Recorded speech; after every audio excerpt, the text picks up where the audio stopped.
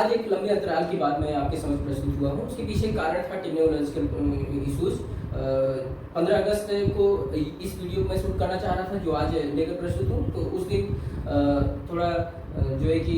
Mobile से ही सारी चीज़ें मैं आपको पहुँचा रहा हूँ शूट करके, तो मोबाइल डिस्टर्ब हो जाने के कारण नहीं पहुँचा पाया। और अब चीज़ें नॉर्मल हैं, तो आपके साथ साझा कर रहा हूँ चीज़ें। तो चलें हम अपने प्रकरण पर चलते हैं।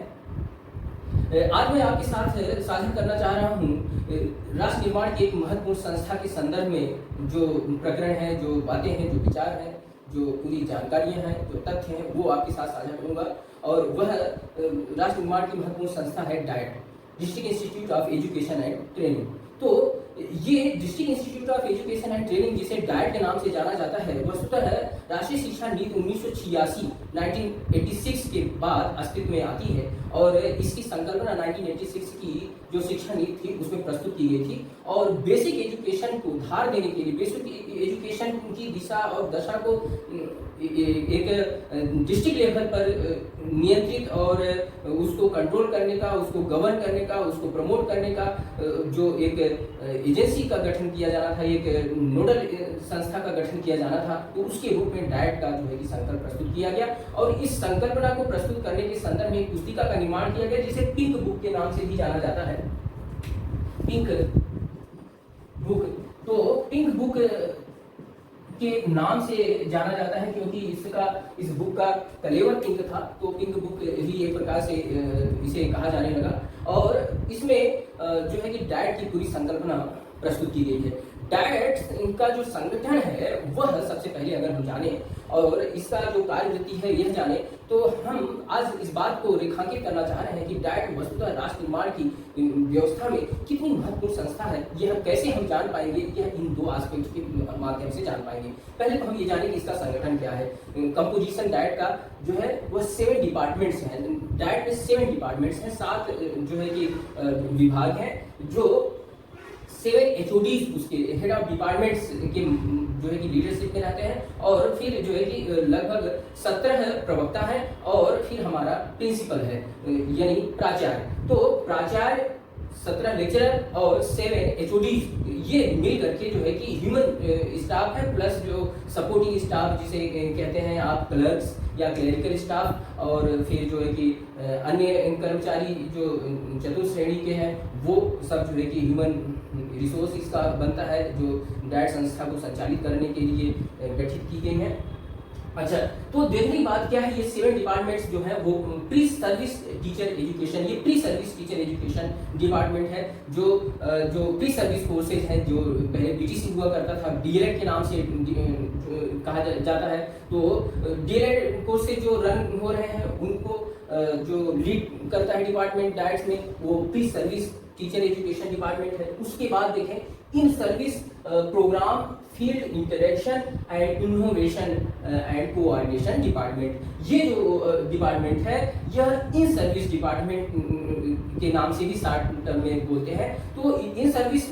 का जो डिपार्टमेंट है वह जो है कि फील्ड में जाकर के जो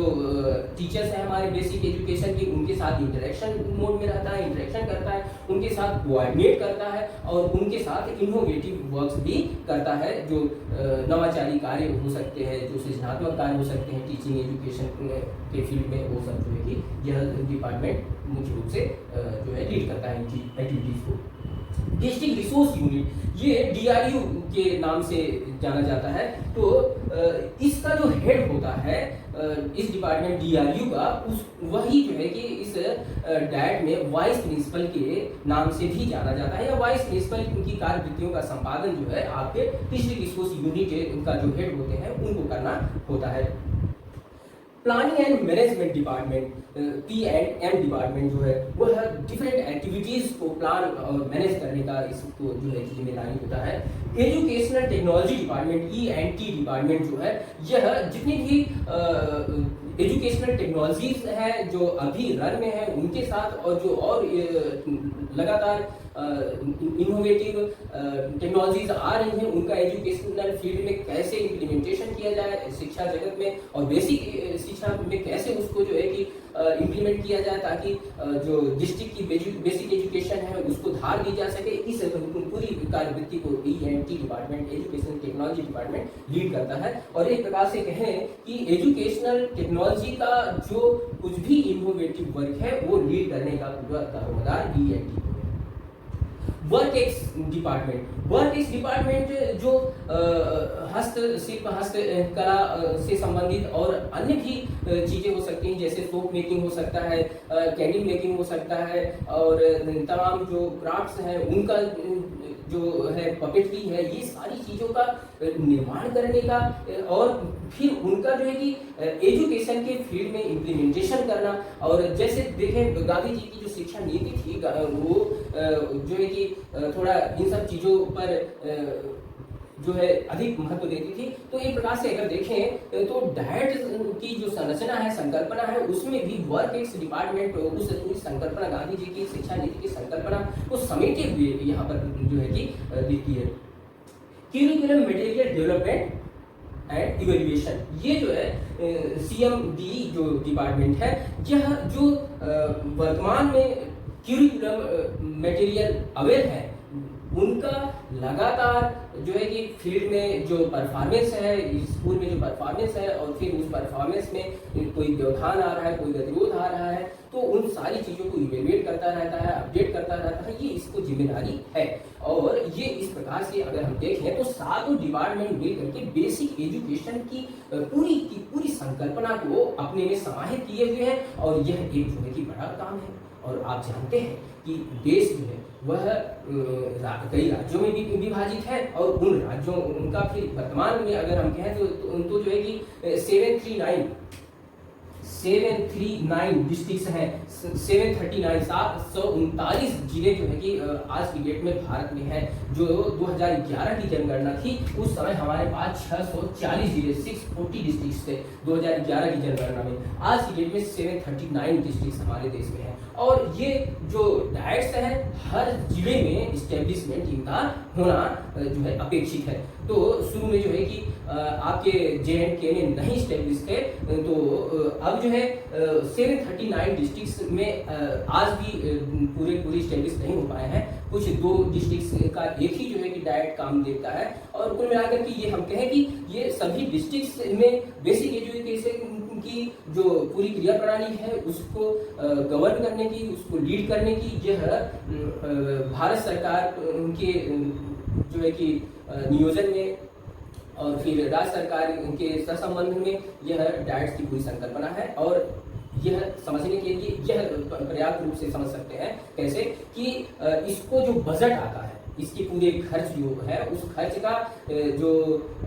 सामान्य राज्य है उनके पास 60:40 का रेशियो जो है बजट आता है, 60 केंद्र से और 40 राज्य से आता है। जबकि जो हिल स्टेट्स है वहां पर यह बजट जो है 90:10 का रेशियो है, यानी 90% जो है बजट डाइट्स को आता है केंद्र सरकार की तरफ से, और 10% जो है आता है बजट अपने स्टेट से। तो और अन्य स्टेट्स में 60:40 का रेशियो है। तो इस प्रकार से आप यह समझ सकते हैं कि यह केंद्र और राज्य दोनों के समन्वित प्रयासों का एक संगठन है, और बेसिक एजुकेशन की बहुत बड़ी जिम्मेदारी इस डाइट संस्था पर है। अब यह जिम्मेदारी किस तरह से है और क्यों यह राष्ट्र निर्माण की धरोहर संस्था है, यह समझने के लिए इसकी कार्यवृत्तियों पर हमें ध्यान देना होगा। अब देखें 739 जनपद है, और हर जनपद में प्राथमिक शिक्षा के जो है कि प्राथमिक विद्यालय है, और उन विद्यालयों में जो है हजारों लाखों इस समय देश में टीचर हैं, और फिर जो है करोड़ों बच्चे आज जो है कि प्राथमिक शिक्षा से शिक्षा प्राप्त कर रहे हैं। और शिक्षा का जो बेसिक एजुकेशन है, जो बेसिक एजुकेशन का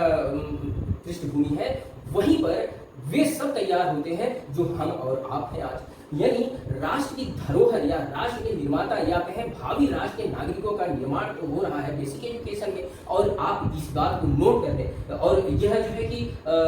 नई शिक्षा नीति जो 2020 है 2020, उसने भी यह रेखांकित करते हुए मान लिया है कि जो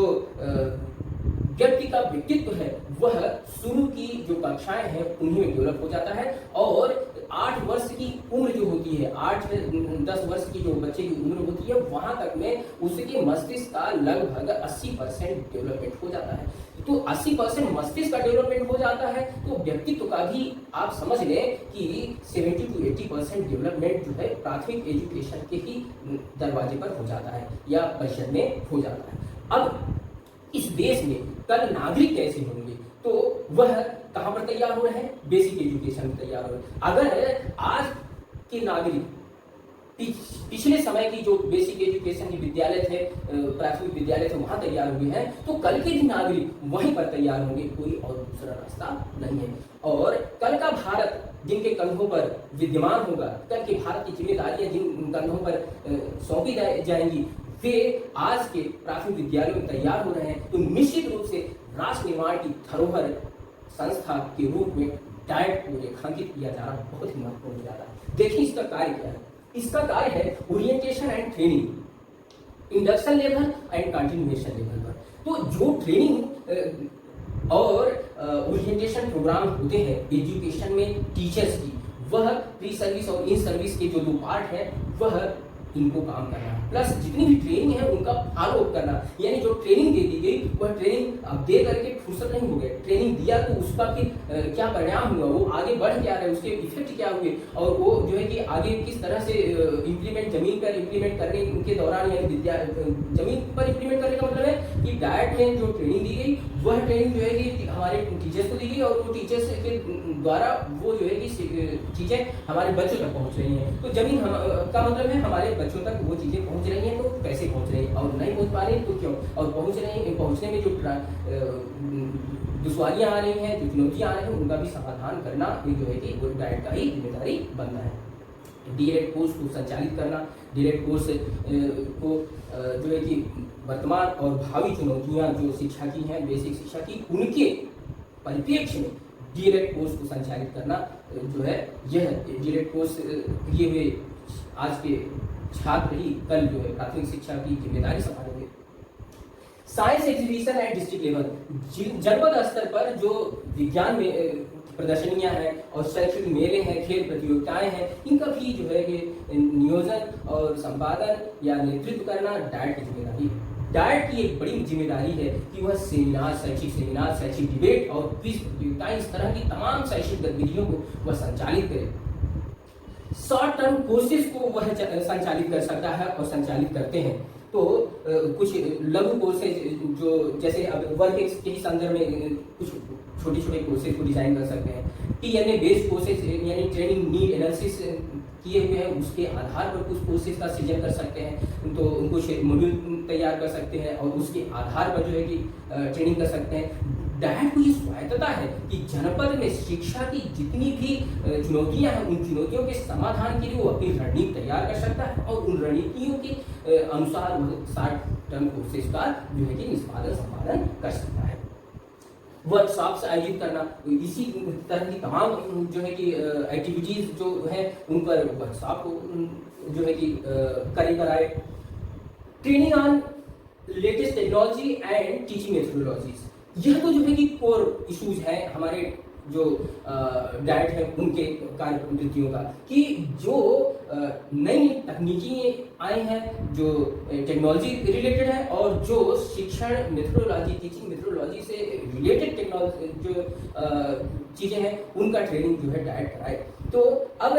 टेक्नोलॉजी के आने के साथ साथ शिक्षण विधियों में भी परिवर्तन आएंगे, तो आईसीटी बेस्ड मेथोडोलॉजीज के कारण जो इनोवेशन हो रहे हैं, जो नवाचार हो रहे हैं, वो सारी चीजों को डाइट को जो है ट्रेनिंग करना, गवर्न करना जिम्मेदारी बनता है। एक्शन रिसर्च करना, एक्शन रिसर्च एक बहुत बड़ा वर्क है डाइट्स का, और यह इतना बड़ा वर्क है इसको मैं समझता हूँ, इसलिए मैं जब पूर्व में डाइट बागेश्वर में था तो वहां पर मैंने रिसर्च सेल का गठन किया था। तो शोध प्रकोष्ठ का गठन मैंने किया था सन 2016-17 की बात है, तो 17 की जनवरी में गठन किया था मैं वहां पर जो है कि 2018 के मार्च तक रहा, 31 मार्च तक। उसके बाद मैं जो है कि यूपी में चला आया। तो अब जो है रिसर्च इतना महत्वपूर्ण है कि मैं मानता हूं कि जैसे ये सारे डिपार्टमेंट्स हैं, इन डिपार्टमेंट्स का एक कोर जो है कि सेल गठित किया जाए जिसमें सब के सब हो। उसकी पूरी मैंने कार्य योजना प्रस्तुत करके वहां पर रखी है और वहाँ आज भी रिसर्च सेल संचालित होता है और लगातार नेशनल सेमिनार जो है कि वो डाइट बागेश्वर आज करवाता है उत्तराखंड में। तो ये चीज जो है कि उसी के बाद से कंटिन्यूएशन में वहां पर है। तो ये रिसर्च सेल जो है वह एक प्रकार से इन सभी डिपार्टमेंट्स का जो है कि कोर फंक्शनिंग के रूप में एक सेल का गठन मैंने किया था और वह वहाँ पर संचालित है। अभी मैं उत्तर प्रदेश में उसको गठन करने की प्रक्रिया में जो है कि आऊँगा। फिलहाल अभी यहाँ पर किया नहीं हूँ क्योंकि मेरी कुछ अन्य व्यस्तताएँ थोड़ी देख पाता हूँ और उसके संदर्भ में बात फिर कभी करेंगे। कहने का मतलब है फिर जो एक डाइट का बड़ा जो काम और बनता है वह यह है कि ये जो TLM इत्यादि है, टीचिंग मेथोडोलॉजीज के साथ साथ टीचिंग लर्निंग मटेरियल्स का निर्माण करने में जो है डाइट्स को अग्रणी भूमिका में आना चाहिए। और वो कैसे, क्योंकि जो बेसिक एजुकेशन में शिक्षा है उसका आधार ही TLM है। क्योंकि यहाँ पर पूरी की पूरी जो कार्य योजना है शिक्षा की वह तो स्थूल से संकेत या संप्रत्यय तक जाते हैं, संप्रत्यय तक ये जाते हैं। तो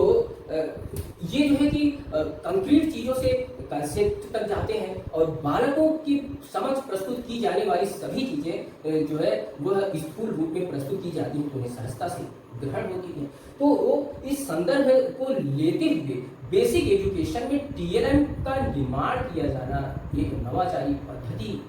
का आधार भी हो सकता है, क्योंकि हर एक चीज को सिखाने के लिए जब आप एक नया TLM सृजित कर देते हैं, जैसे क ख ग को ही सिखाने के लिए, गिनती को सिखाने के लिए, जोड़ घटाना को ही सिखाने के लिए, बालक की समझ जब आप TLM प्रस्तुत करते हैं, छोटा बड़ा का ज्ञान कराने के लिए, ऐसी तमाम चीजों उनका ज्ञान कराने के लिए आप अगर कोई टीचिंग लर्निंग मटेरियल डेवलप करते हैं जो सामान्य संभाषण से हट करके एक कंक्रीटाइजेशन की ओर जो है कि चीज़ों को ले जाता है, तो वहाँ एक इनोवेशन हो जाता है और वह चीज़ें या तो लो कास्ट हो या तो नो कास्ट हो तो हमारे लिए फीसिबल हो जाते हैं, व्यावहारिक हो जाते हैं और बेसिक एजुकेशन में ऐसी चीज़ों की जरूरत है। तो डाइट जो है कि इतनी सारी चीज़ों को करने के लिए निमित्त संस्था है और निश्चित रूप से यह सब कुछ करते हुए हम करते ये है कि जो कल का भारत जिन कंधों पर विद्यमान होने वाला है, कल के भारत की जिम्मेदारियां, उन नौनिहालों को निर्माण करने का, उन नौनिहालों को कल के भारत की जिम्मेदारियों को वर्ण करने के लिए, उनके कंधों को मजबूत बनाने के लिए पूरी पृष्ठभूमि तैयार करने की जो जिम्मेदारी हो डाइट को, तो इन परिप्रेक्ष्यों में डाइट एक मानक संस्था के रूप में स्टैब्लिश होनी चाहिए। डाइट में वो सारे संसाधन होने चाहिए जिनको देखने के लिए, जिनको समझने के लिए डिस्ट्रिक्ट के तमाम विद्यालयों के टीचर्स आए। इनके जो टीचर्स हैं उनमें बहुत इनोवेटिव एक्टिविटीज होनी चाहिए, बहुत अधिक एक्टिव रोल इनका होना चाहिए ताकि ये जो है जो जनपद की बेसिक शिक्षा है उसकी रीढ़ के रूप में काम करे, उसकी नोडल एजेंसी के रूप में काम करे, यह अपेक्षा है। ये पूरी कार्यवृत्ति को जानने के बाद एक डाइट प्रवक्ता की जिम्मेदारी, एक डाइट के जो वरिष्ठ प्रवक्ता कहे जाते हैं, जो SOD के रूप में होते हैं, उनकी जिम्मेदारी, प्राचार्य की जिम्मेदारी, ये सब कुछ जो है उसमें समाहित हो जाती है और शामिल हो जाती है और समझ में आ जाती है। तो इतनी पूरी बातों को समेकित करते हुए मैं स्पष्ट रूप से ये देख पाता हूँ और कह पाता हूँ कि डाइट राष्ट्र निर्माण की एक महत्वपूर्ण संस्था है और देश के अगर बच्चे का निर्माण होना है तो विद्यालय में अच्छे टीचर्स का निर्माण होना है और अच्छे टीचर्स स्कूलों में तब पहुंचेंगे जब डाइट में अच्छी ट्रेनिंग होगी और डाइट का जो कलेवर है, वह डाइट का जो संसाधन है, वह सब कुछ मॉडल होना चाहिए, मानक होना चाहिए ताकि वह डिस्ट्रिक्ट एजुकेशन को लीड कर सके और डिस्ट्रिक्ट एजुकेशन को लीड करने वाली एक मानक संस्था के रूप में स्वयं को स्टैब्लिश कर सके। यह दोनों ही एक प्रकार से एक दूसरे के पूरक पक्ष है कि जब डैड एक सशक्त संस्था होगी तभी वह अपनी राष्ट्र निर्माण की जिम्मेदारी को जो है कि निभा पाएगी, और राष्ट्र निर्माण की महत्वपूर्ण जिम्मेदारी उन पर सौंपी जा चुकी है, और उस रूप में डैड्स का भी निर्माण अपेक्षित है। और डैड में जो ह्यूमन रिसोर्स है यानी प्रवक्ता, वाइस प्रवक्ता और प्राचार्य, इन सब के अंदर वह अंतर्बोध निहित होगा, तब जो है कि ये अपनी उस चीज़ों को धरातल पर ले जाएंगे जो इनके ऊपर इन बुक के माध्यम से अपेक्षित है। तो मैं इन्हीं सब